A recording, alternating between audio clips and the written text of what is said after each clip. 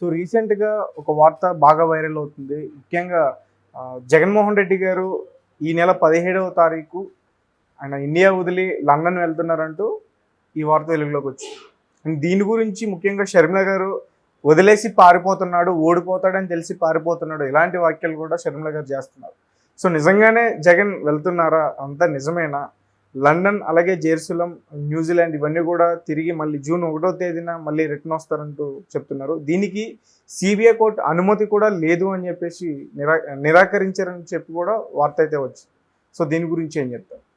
అంటే ఆయన వెళ్తానని అప్లై చేసుకున్నారండి. సిబిఐ కోర్టుకైతే ఆయన ఇట్లా మేము లండన్, ఫ్రాన్స్, ఇది స్విట్జర్లాండ్ ఈ 3 ప్లేసెస్‌కి వెళ్ళాలని అప్లై చేసుకున్నారు. అయితే దాని మీద సిబిఐ ఏమందంటే మీరు ఇవ్వద్దు అని నిరాకరించండి అని కోరింది. అయితే వాళ్ళు ఒకరోజు టైం ఇచ్చి మీరు కూడా కౌంటర్ వేసుకోండి అని సిబిఐకి చెప్పారు. చెప్పాక వాళ్ళు వేశాక సిబిఐ కోర్టు మొన్న ఏమందంటే దాన్ని వాయిదా వేసింది. ఎప్పటికి 14వ తారీఖుకి. సో 14 మనకి తీర్పు వస్తుంది. 3 వంతులు ఫేవర్గానే రావచ్చు. గతంలో కూడా ఇచ్చారు కదా. అంటే దీని మీద కూడా భిన్న స్వరాలు వస్తున్నాయి. అసలు సిబిఐని ఎంతవరకు నమ్మాలి, సిబిఐ క్రెడిబిలిటీ ఏంటి, ఈడీ క్రెడిబిలిటీ ఏంటి, ఇట్లా రకరకాల వార్తలు అయితే వస్తున్నాయి. ఈ నేపథ్యంలో వాళ్ళకి వెళ్ళే అవకాశం అయితే ఉండొచ్చు. అయితే ఇక్కడ వెళ్తే వస్తారా వెనక్కి, అదొక క్వశ్చన్ ఉంది.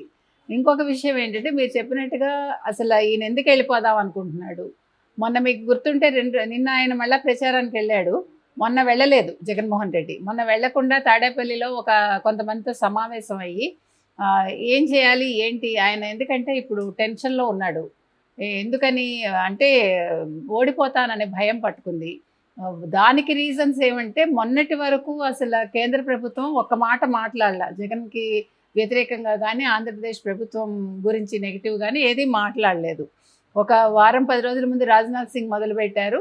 కరెక్ట్గా 2 డేస్ ముందు 2 డేస్ కాదు 4 డేస్ ముందు అమిత్ షా చాలా గట్టిగా తన స్వరం వినిపించారు. అంటే అవినీతి చేశాడు జగన్మోహన్ రెడ్డిని జైలుకి పంపిస్తా ఉన్నట్టు ఆయన మాట్లాడాడు. ఆ నెక్స్ట్ డే మోదీ గారు మాట్లాడారు. మోదీ గారు కూడా అంతా అవినీతి చేశాడు, అక్రమాలు చేశాడు, అసలు జగన్ ప్రభుత్వంలో ఆంధ్రప్రదేశ్ అంతా కూడా చాలా అస్తవ్యస్తం అయిపోయింది, తెలుగు భాషకు అన్యాయం చేశాడు. ఆయన భాష కూడా ఫస్ట్ టైం మాట్లాడారు. భాష గురించి ఎందుకు మాట్లాడారంటే ఆయన ఇంగ్లీష్ మీడియం స్కూల్స్ అని తీసుకొచ్చి చదువు నాశనం చేశాడు ఆయన. అంటే ఇంగ్లీష్ మాట్లాడటం వస్తేనే వాళ్ళకి చదువు వచ్చినట్టు కాదు కదండి. భాష రావాలి, ఏ భాష అయినా నేర్చుకోవాలి. కాకపోతే అమ్మ భాషను వదిలేసి ఈ ఆంగ్ల భాష నేర్చుకోవాలి అని ఆయన చెప్పటం అనేది చాలామంది వ్యతిరేకించారు దాన్ని. సో అందుకోసం ఆయన ఈసారి తన ఎన్నికల ప్రచారంలో మోదీ గారు ముఖ్యంగా భాష మీద దృష్టి పెట్టారు. సో అదొక విషయం. ఇట్లా అన్ని రకాలుగా కూడా మోదీ గారు కూడా చాలా ఏమనాలి, ఆయన మీద ఒక యుద్ధమే ప్రకటించారు జగన్మోహన్ రెడ్డి మీద. దాంతో ఆయన ఉలిక్కిపడ్డాడు. నిన్నటి వరకు నిర్మలా సీతారామన్ చెప్పినట్టు ఇది చంద్రబాబుకి పవన్ కళ్యాణ్ దత్తపుత్రుడు అంటారు కానీ నిర్మలా సీతారామన్ చెప్పినట్టు మోదీకి దత్తపుత్రుడు జగన్మోహన్ రెడ్డి యాక్చువల్గా. అటువంటి మోదీ గారు ఇట్లా ఒక నెగిటివ్ కమెంట్స్ చేసేసరికి సో నా పని అయిపోయింది, రేపు పొద్దున్న నేను జైలుకి వెళ్ళాలి అని ఒక భయం పట్టుకుంది ఆయనకి. ఓడిపోతాను అనేది ఖచ్చితంగా ఆయన మెదడుకి ఎక్కిందనమాట. దాంతో మొన్న కూర్చుని అంటే రకరకాల వార్తలు వచ్చాయి. ఫైల్స్ అంతా తగలబెట్టేయమన్నాడు, లేకపోతే ఫైల్స్ అంతా తీసుకెళ్ళిపోమన్నాడు, అంటే మాయం చేయమన్నాడు.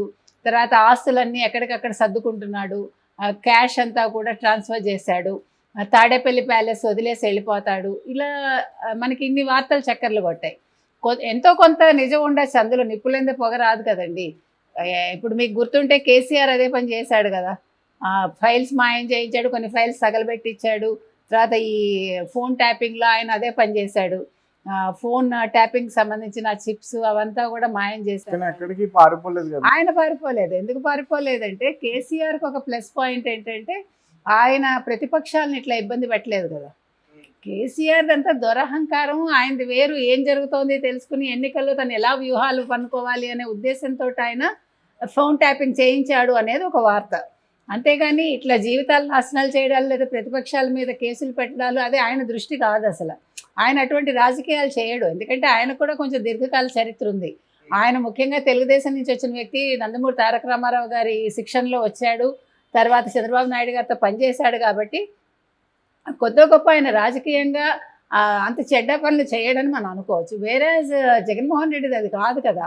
ఆయన రావటమే అసలు తండ్రిని అడ్డు పెట్టుకుని వచ్చి తర్వాత తండ్రి ద్వారా ఒకరోజు కూడా అసెంబ్లీ సెక్రటేరియట్లో అడుగు పెట్టకుండా ఆస్తులు సంపాదించుకుని, ఒక కంపెనీ కూడా పెట్టకుండా ఈయన ఆస్తులు సంపాదించుకుని, ఈరోజు 43,000 కోట్లు ఎక్కడి నుంచి వచ్చిందో చెప్పుకోలేని స్థితిలో సిబిఐ, ఈడీ కేసులు ఎదుర్కొంటున్న జగన్మోహన్ రెడ్డి భయపడతాడు న్యాచురల్గా.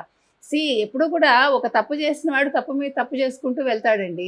ఇప్పుడు ఫస్ట్ తప్పు చేసినప్పుడు ఎప్పుడైతే తల్లి తండ్రి కానీ, ఇంట్లో వాళ్ళు కానీ, స్నేహితులు కానీ ఖండిస్తారో రెండో తప్పు చేయడు ఎవడైనా సరే.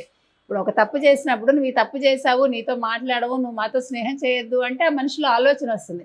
అలా కాకుండా దానికి ఊతమిస్తూ 10 మంది మనతోటి ఉన్నారనుకోండి, ఇప్పుడు ఆయన చుట్టూ ఉన్న వాళ్ళందరూ అదే కదా, వంది మగధులు ఉన్నారు, ఈయన ద్వారా లబ్ధి పొందుతున్న వాళ్ళు ఉన్నారు, ఈయనకి చెడు సలహాలు ఇచ్చేవాళ్ళు ఉన్నారు. అంటే అసలే కోతి ఆపై నిప్పు తొక్కింది, ఆ మీద కళ్ళు తాగింది అన్నట్టుగా ఆయన పరిస్థితి తయారైంది. ఇప్పుడు నాకు చెడ్డ బుద్ధి ఉంటే ఆ చెడ్డ బుద్ధికి ఇంకా ఆజ్యం పోసే వాళ్ళు ఎక్కువైనప్పుడు నేను ఏ రకంగా ఇందులోంచి తప్పుకోవాలి, ఏ రకంగా ఇంకా చెడు చేయాలి, ఏ రకంగా ప్రజల్ని కానీ ప్రతిపక్షాలను కానీ ఇబ్బంది పెట్టాలి అని ఆలోచిస్తాడు ఆయన. ఎంతసేపు పథకాలు అంటాడు తప్ప పథకాలకి సంపద ఎలా సృష్టించాలి, డబ్బులు ఎక్కడి నుంచి వస్తాయని ఆలోచించడు. నిన్న కూడా 3,000 కోట్లు తెచ్చాడు, ఎట్లా తెచ్చాడో తెలియదు మనకి. సో ఈ డబ్బంతా కూడా ఎలా తెస్తున్నాడు, ఎక్కడో ఆస్తులు అమ్మి ఇది చేసి అట్లా తెస్తున్నాడు తాకట్లు పెట్టి. ఇంకో విషయం, దీనికి సాయం నెక్స్ట్ ఇంకెక్కడ బ్యాంక్రప్ట్ అయిపోయింది కాబట్టి ఎక్కడ ₹1 లేదు కాబట్టి ఈ ల్యాండ్ టైటిలింగ్ యాక్ట్ అనేది ఇప్పుడు ప్రజల మీద ఒక పెద్ద రాయి తీసుకొచ్చి పెట్టాడు. సరే ఇవన్నీ పక్కన పెడితే ఇప్పుడు షర్మిల ఏమంటోందంటే, అన్న నువ్వు ఎలాగ పారిపోతున్నావు, నువ్వు భయపడ్డావు, నువ్వు ఓడిపోతున్నానని నీకు తెలిసింది, పారిపోకన్నా అంటోంది. అంటే మడమ తిప్పను మాట తప్పను అన్న పెద్ద మనిషి ఈరోజు పారిపోతున్నాడంటే సిగ్గుచేట ఎవరికి, జగన్మోహన్ రెడ్డికే కదా.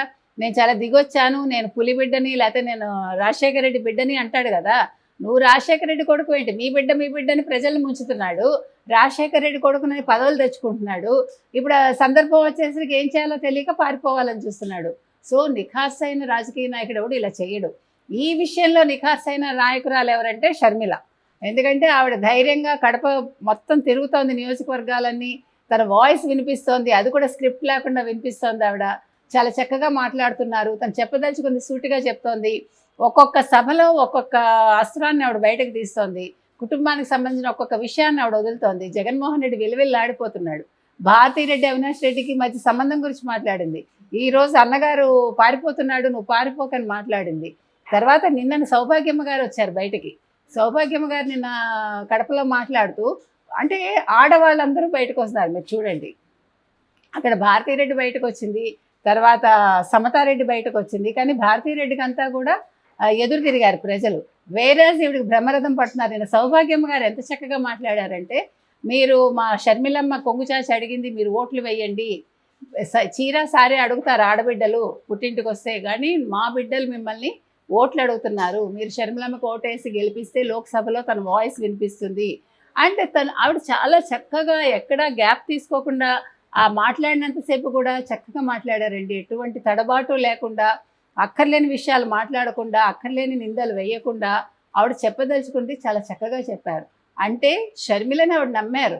ఇప్పుడు తన భర్త చనిపోయాడు, తన భర్తను ఎవరు చంపారో తెలుసు, కానీ నిజం బయటికి రావట్లేదు, దానికోసం సునీత అవస్థలు పడుతోంది 5 ఏళ్లుగా, న్యాయం కోసం ఆవిడ పోరాడుతున్నారు, ఇవే చెప్పారు ఆవిడ. సో నేను అనేది ఏంటంటే, నిఖార్సైన పులిబిడ్డ షర్మిల అయితే ఈయన కాగితం పులి అనమాట, ఎవరు మన జగన్మోహన్ రెడ్డి. కాబట్టి పారిపోవాలని చూస్తున్నాడండి. ఇప్పుడు ఒకవేళ 14న కోర్టు అనుమతిస్తే 14 నైట్ వెళ్ళిపోతాడో, 15 వెళ్ళిపోతాడో, 17 వరకు ఆగుతాడని మనం చెప్పుకోకర్లా. ఇంకొకటి, తను లండన్లో ఏదో ఐలాండ్ కొన్నాడు అని ఒక టాక్ వచ్చింది. ఈయన డబ్బులన్నీ స్విస్ బ్యాంక్లో డెఫినెట్గా ఉండుంటాయి. ఇప్పుడు ఉన్న ఈ డబ్బులంతా కూడా ఇప్పుడు తాడేపల్లిలో ఉన్నవి. అప్పుడు ఆ రోజు ట్రక్ ఒకటి వెళ్ళింది మనకు తెలుసు, అది రివర్స్లో వెళ్ళి రివర్స్లో వచ్చింది, ఎంత డబ్బు వెళ్ళిందో మనకు తెలియదు. ఇప్పుడు అంటే నియోజకవర్గాలకు డబ్బు పంపించాడంటున్నారు, కానీ ట్రక్కులో డబ్బులు అయితే వెళ్ళవు. ఎందుకంటే ప్రతి ఎమ్మెల్యే దగ్గర నుంచి కనీసం ఆయన నాకు తెలిసి 40 కోట్లు తీసుకున్నాడని నా వినికిడి. మనకి 40 కోట్లు అంటే ఇప్పుడు నియోజకవర్గాలకు 20 కోట్లు పంపించాడు మొన్న. అది కూడా లైట్లు ఆపేసి ఎలక్ట్రిసిటీ అంతా బంద్ చేసి పంపించాడు కదా, చీకట్లో అంతా పంపకాలు జరిగాయి. సో ఈ పంపకాలన్నీ కూడా వాళ్ళు ఇచ్చిన డబ్బులే వాళ్ళకి కొంచెం ఖర్చు పెట్టాడు. మీ దగ్గర 40 తీసుకున్నానండి, 20 మీకు ఇచ్చా, 20 నేను దాచుకున్నా. సో ఇక్కడ కూడా లాభం లేకుండా ఏమీ చేయలేదు ఆయన. సో జగన్మోహన్ రెడ్డి చాలా తెలివిగా ఉన్నాడు, చాలా ఏం చేయాలో కరెక్ట్గా ఆలోచించున్నాడు.